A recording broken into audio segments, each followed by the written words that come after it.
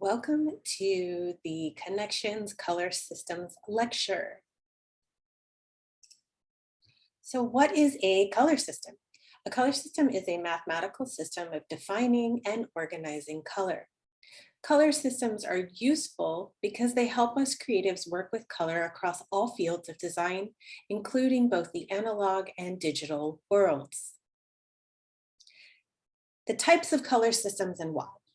It's essential to be able to translate color information from the digital world to the analog world, and also from person to person. So in order to do so, you will need to understand the various color systems that exist, as well as how and when to use each color system. The two color systems that I really want us to focus on in this semester is the RGB and the CMYK color systems. RGB is a digital color system. It's an additive color system that starts with black and adds red, green, and blue light to produce the visual spectrum of colors. The CMYK, or analog, this is used in printing, so it's a subtractive color model. Pigment is used to produce the color using reflected light. So CMYK is useful in printing, anything that gets printed from the digital space into the actual world. And it defines color by various percentages. So the percentage represents how much cyan, magenta, yellow, or black is used in order to print the desired color. Two additional systems that we'll talk about in this semester is the hexadecimal system and the PMS, or the Pantone matching system. The hexadecimal is another notation for RGB. It's coded in the color pickers for Adobe CC. And the Pantone matching system is really essential. The Pantone color tabs and labels are already embedded within the Adobe software, and we'll talk about how to use them and access those swatches. How do we see color? So color is absorbed through your eye, and then it transfers that information into your brain. The pieces of your eye that take in color are your cones, your L cones, your M cones, and your S cones. So in your eye, there are rods and cones. The L cone takes in red, the M cone takes in green, and the S cone takes in blue.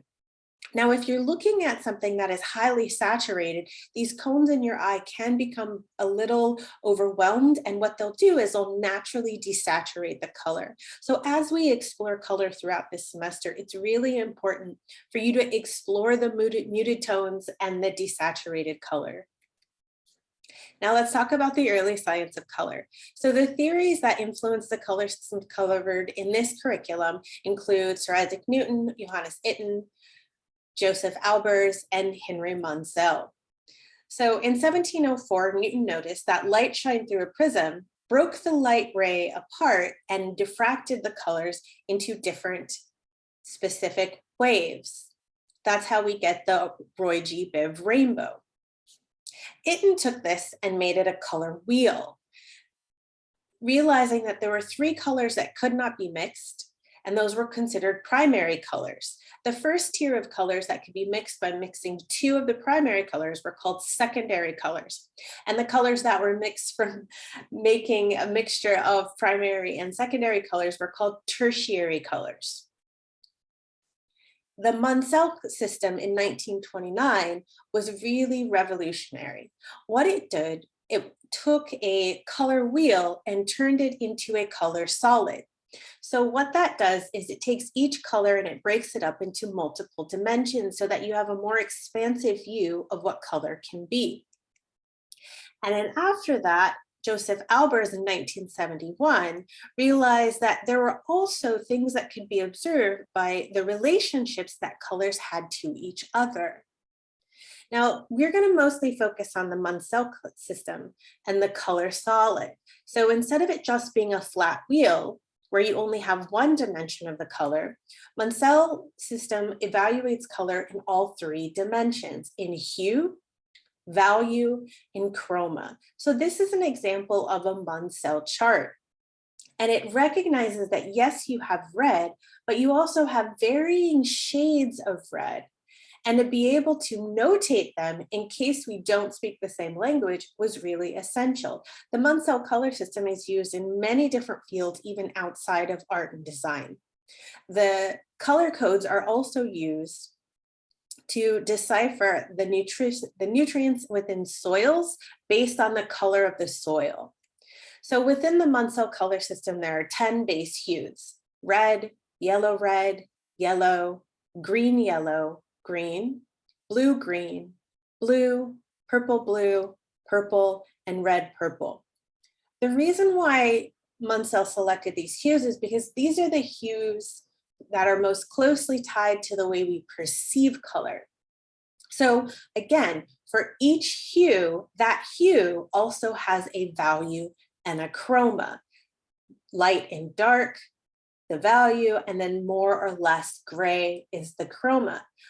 But as you can see in this chart, I'm only showing you one kind of value, one dark value, one light value, and one muted value, or one gray value. But when we actually look at the Munsell's chart, you can see that there are varying hues of red, not just dark red, but various hues of dark red, various hues of light red, and then variations in value. So if I were to say red 8 chroma 5 value, you could use this chart and start here at 8 and move down to 5, and that's the exact red that I'm trying to articulate to you. So it's a very useful way of communicating the actual properties of the color. Your assignment, we will do this both digitally and analog.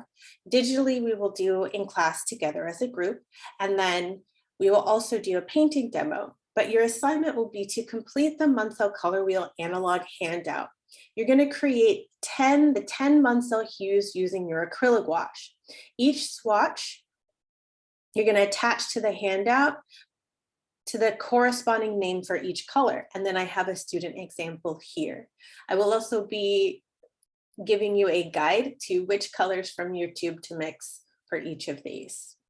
Now, that is the end of the color systems lecture. Hopefully it was fast enough to catch you before you fell asleep. If you find yourself 4 cups of coffee later, still confused and having questions, please sign up for office hours.